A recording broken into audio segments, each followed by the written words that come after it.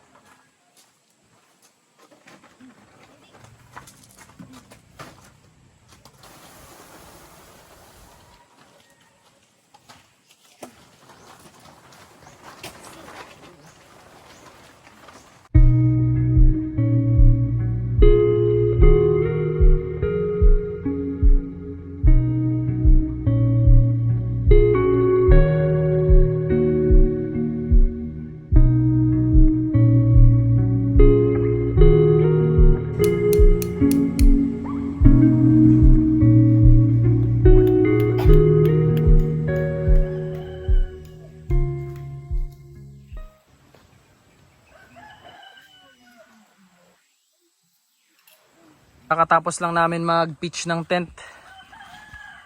Medyo mahirap magtuhog ng pegs kasi grabe, puro bato.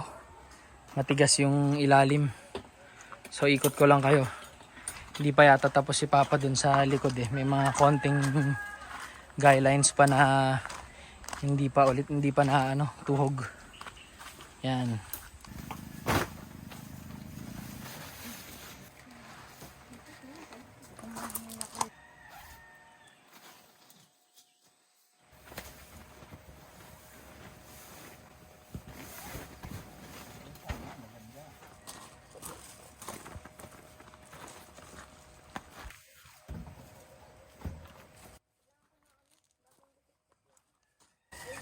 Ito yung setup namin sa Camp Mori.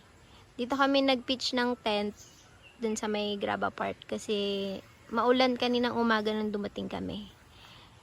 Ito yung harap ng tent namin. So, nakaharap naman kami sa main camping grounds ng Camp Mori. It's convenient na din kasi nandito lang din sa likod namin yung sink para dyan na kami maghuhugas. Tapos yung CR, medyo malayo nga lang nandoon. Ayun.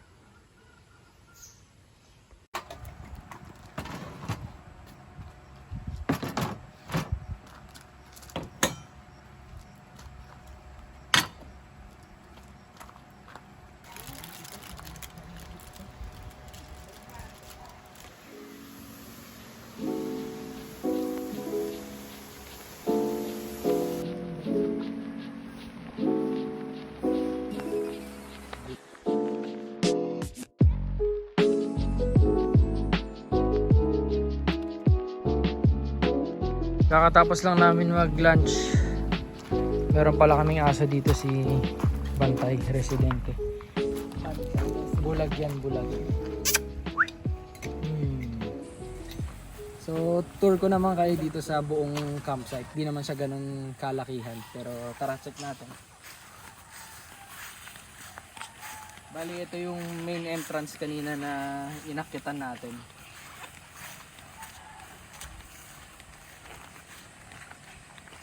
Nakikita nyo yung river na yon.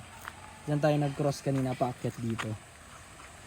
So para sa mga naka 4x2 daw, pwede naman na din dito. Pero may isa pang daan kasi doon. Sa may gilid, papunta ron sa likuran. So pag akyat mo dito, ito yung makikita mo. Yung buong camping grounds ng Camp Mori. Yan, may basketball court din sila dito. Basketball court. Tapos pwede ka rin mag-volleyball. Manghihiram ka lang ng mga gamit dun sa caretaker nila. Tapos ayan, kahit saan naman daw dito pwede ka mag-camp. Pero may mga areas kasi sila dito na may mga sari-sariling sink para convenient din katulad dito sa pwesto namin. Tapos kada kubo na yan, dun sa may dulo, meron din sariling sink. Tapos CR. Dun sa taas may hagdan yan, pwede kang umakyat. Yun. Tapos dito pababa na yung isang akyatan ng river. Tara, check natin yung river dito sa may bandang likod. So kung sarap dito kapag gabi, tahimik na. Maririnig mo na lang yung mga ibon, manok, tsaka yung agos ng tubig.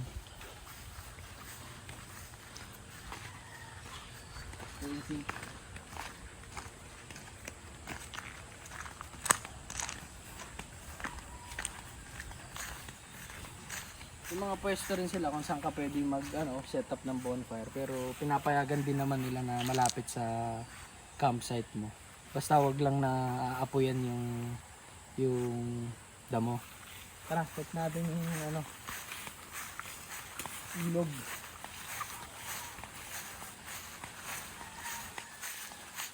Yun oh.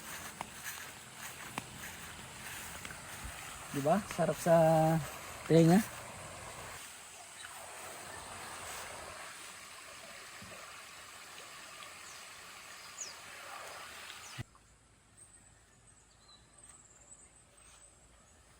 Ito pala yung mga ibang kubo na pinaparentahan din nila. May sariling sink doon. Tapos dito yung pinaka camping grounds niya. Tapos meron din dun sa kabila. Puntahan natin. Ay, ito pala yung daan kanina. Na sinasabi namin. Yung sa may gilid ng ilog. Mas accessible kasi ito sa mga 4x2. Ayan. Tapos ito pa yung isang camping spot. Saktong-sakto sa ilalim ng puno. Tapos pwede ka rin mag-exercise. May punching bag sila dito. Pagka naiinip ka na. Ayan o. Tapos katabing-katabi mo lang din yung CR.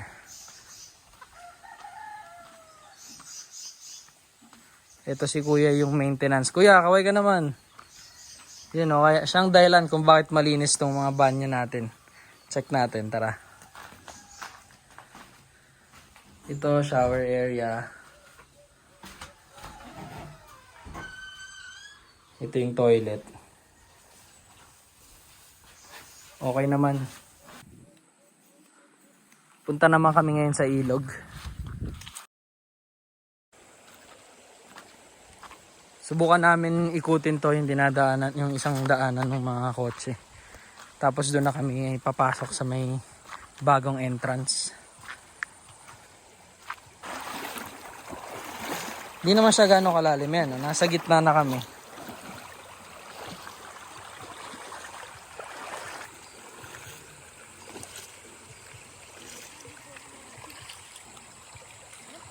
Yun, medyo mabato dito pero mas okay kasi kahit papano flat.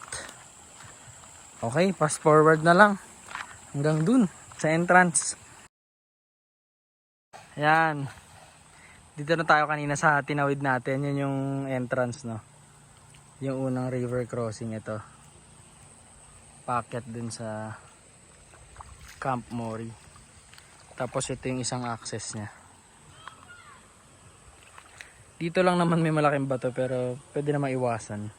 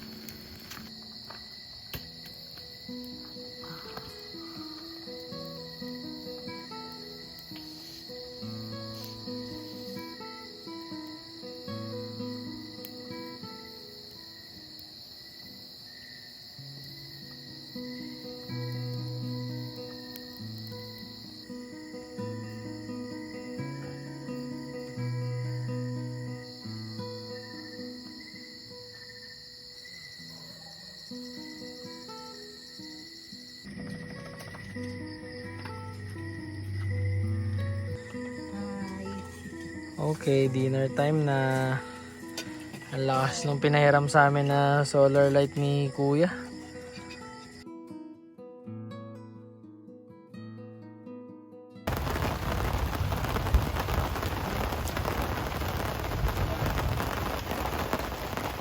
Yan, maulan ngayon. Check natin yung tent para hindi pumasok yung tubig.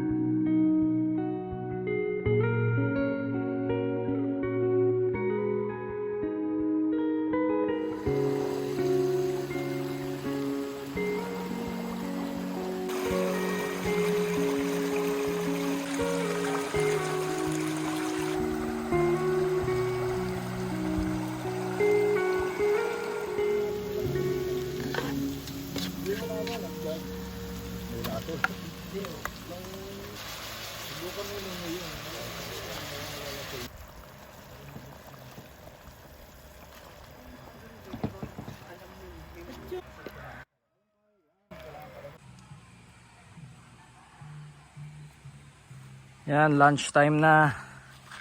Kain muna, then pack up na ulit mamaya.